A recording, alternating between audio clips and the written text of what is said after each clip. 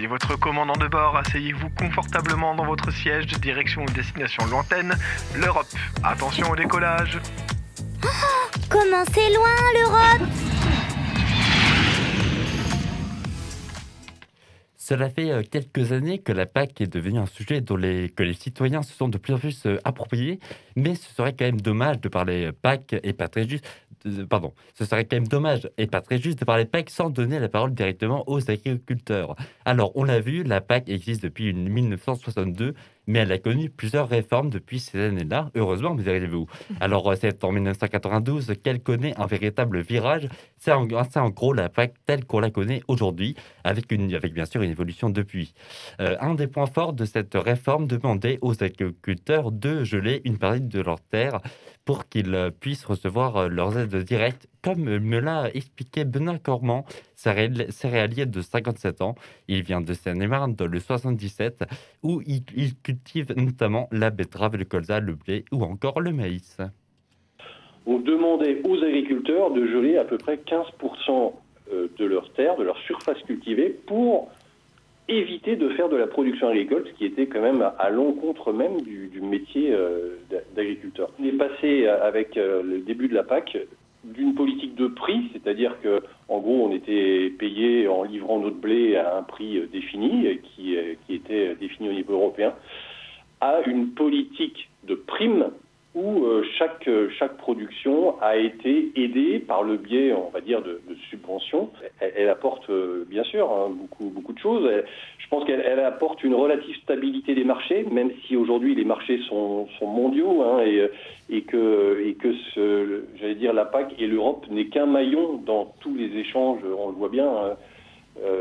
Rien que si on parle du secteur céréalier, les grands acteurs ont aussi changé. Maintenant, la Russie devient un acteur majeur. Vous avez toujours les États-Unis, toujours l'Australie. Donc, l'Europe est au milieu de tout ça. Et je pense que heureusement qu'il y a la PAC pour justement maintenir un certain niveau à l'agriculture européenne. Ce que je voudrais dire en substance, c'est que malgré tout, l'histoire récente de la PAC, mais même en 30 ans en arrière, on se rend compte que les agriculteurs ont souvent été un petit peu une variable d'ajustement des différentes politiques et des politiques agricoles et on le voit bien aussi aujourd'hui des évolutions sociétales. En effet, l'agriculture en Europe évolue et pour cause, la demande en Europe n'est pas tout à fait la même que dans les années 60, 90 ou encore 2020. Il y a de plus en plus de citoyens qui se tournent vers une agriculture bio et de plus en plus d'agriculteurs qui la cultivent. Alors, par ailleurs, les individus qui fondent l'Europe sont de plus en plus attachés à la protection de l'environnement. Il suffit de retourner 2 ans en arrière, en 2019, avec la vague verte qui a secoué les dernières élections européennes. Mais alors, comment concilier environnement et agriculture tout en n'oubliant pas l'économie ? Samuel Ligonière, maître de conférences en économie à l'Université de Strasbourg, nous livre son point de vue d'économiste. Parmi ses travaux, il travaille notamment sur l'efficacité de la politique agricole commune. On l'écoute. L'enjeu entre l'environnement et l'économique, eh bien, là encore, les agriculteurs modifient leur comportement. Là encore, les agriculteurs modifient leur spécialisation et vous avez de plus en plus d'agriculteurs qui se détournent de l'agriculture intensive pour aller vers justement cette démarche de qualité et cette démarche de développement durable. Sans pour autant renier évidemment toutes les vertus et potentiels bienfaits de l'agriculture intensive, on voit bien quand même qu'il y a une tendance vers davantage de bio et vers davantage d'éléments de développement durable.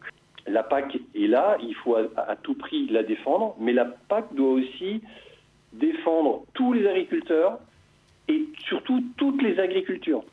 Et ne surtout pas opposer les systèmes les uns par rapport aux autres. C'est parfois des débats qu'on entend sur les réseaux sociaux, dans des émissions de télé, où vous avez parfois des gens qui se disent pseudo-spécialistes de l'agriculture et qui prétendent avoir découvert que tel système va être meilleur que l'autre et qu'il faut du coup supprimer tout ce qui se faisait avant. Ça peut être le débat entre le bio et le conventionnel. Voilà, ça c'est, je trouve, des débats qui ne devraient pas avoir lieu. Je pense qu'il y a de la place pour tout le monde à partir du moment où il y a une réflexion économique, une rentabilité économique. Moi, j'ai aucun problème avec ça. Si un producteur bio a, des clients, gagne sa vie, tout le monde est content. Mais arrêtons de dire que le bio va tout faire et va pouvoir sauver toute l'agriculture européenne.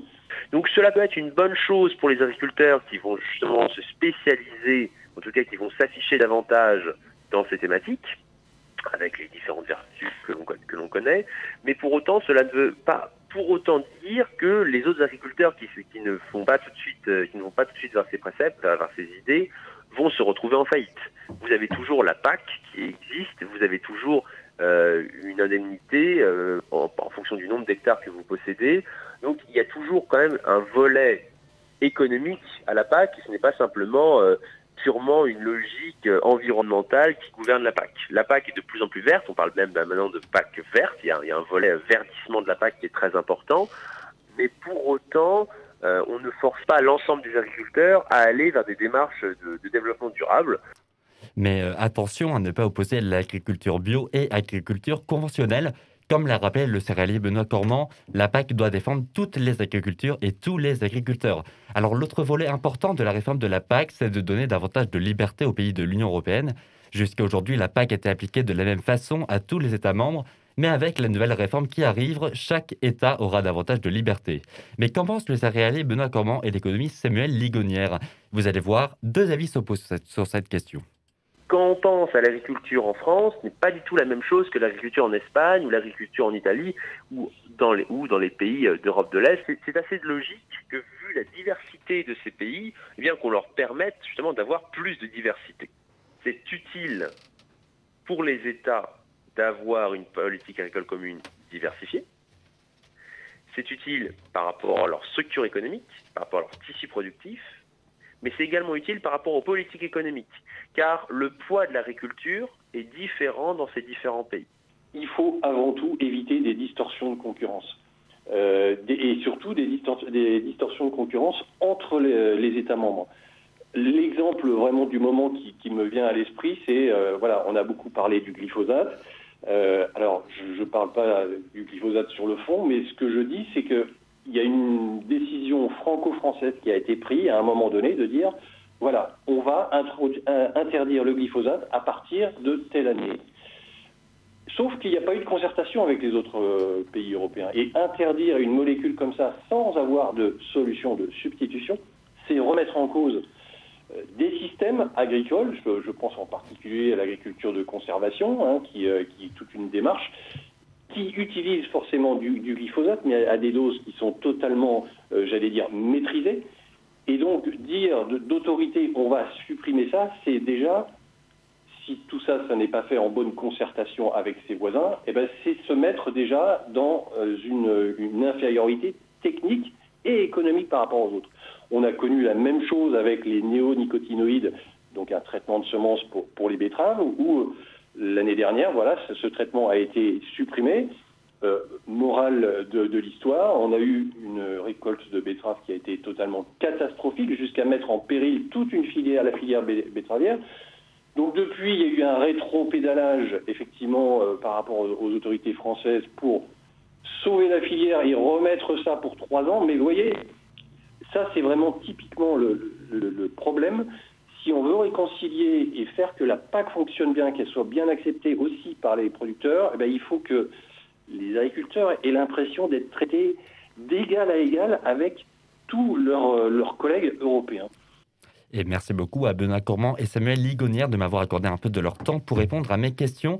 L'intégralité de ces deux interviews sont à retrouver sur notre chaîne YouTube « La Bie ne fait pas l'Europe ». Et oui, l'horloge tourne, je ne pouvais malheureusement pas diffuser l'intégralité de leurs propos. Alors, juste avant de clore ma chronique, Gwen, j'espère que nous ne sommes pas trop à la bourre. Un peu, mais ça va le faire. J'aimerais que Anne Sander vous répondiez à l'interrogation que se pose Benoît Cormand. Écoutez. Il y a eu pas mal de débats sur les produits autorisés en Espagne qui ne l'étaient plus en France. Là, encore une fois, alors, moi, je n'y vois pas d'inconvénient. Bien sûr que chaque État a envie de maintenir ses agriculteurs, mais comment on va se faire, du coup vous voyez, comment concilier tout ça? Est-ce que chaque État va se tenir informé de son voisin en disant, moi je vais peut-être aider mes producteurs de montagne ou en zone défavorisée, et puis peut-être que vous le ferez pas. Donc ça me paraît compliqué. Donc j'attends un petit peu de voir les tenants et les aboutissants, de quelle façon tout ça pourra s'articuler, il y a un petit peu de danger, quoi. Cette réforme est-elle dangereuse, Anne Sander ? Alors là, c'est pas directement la PAC qui autorise ou non un certain nombre d'intrants, mais là où je suis tout à fait d'accord avec Benoît Cormand, c'est l'idée de dire on n'a pas les mêmes autorisations dans les différents États membres. Alors aujourd'hui, l'Europe est divisée en zones. Ici, à Strasbourg, nous sommes dans une zone et de l'autre côté du Rhin, à quelques kilomètres, c'est une zone, l'Allemagne est dans une zone différente. Alors, comment voulez-vous expliquer aux agriculteurs alsaciens que certains produits sont interdits là, mais sont autorisés à quelques kilomètres? Donc ça, effectivement, ça pose un gros problème. Donc, qu'on tienne compte des spécificités agronomiques du sol, qu'on tienne compte du climat, je veux bien, mais ça doit se faire de manière plus intelligente et de manière mieux coordonnée. Moi, je pense qu'il faut insister sur le cadre européen. Et on le voit bien, ça a bien été dit dans le reportage, ce cadre européen, il existe, il s'applique à l'ensemble des États membres, mais il y a des pays, et la France vraiment en fait partie, on surtranspose les règles européennes. Donc autoriser, interdire chez nous, en France, un certain nombre de produits, mais par contre, ce qu'on fait aussi, c'est qu'on autorise des produits venant d'autres pays européens qui ont été produits avec ces intrants, on les autorise chez nous. Un exemple, la cerise.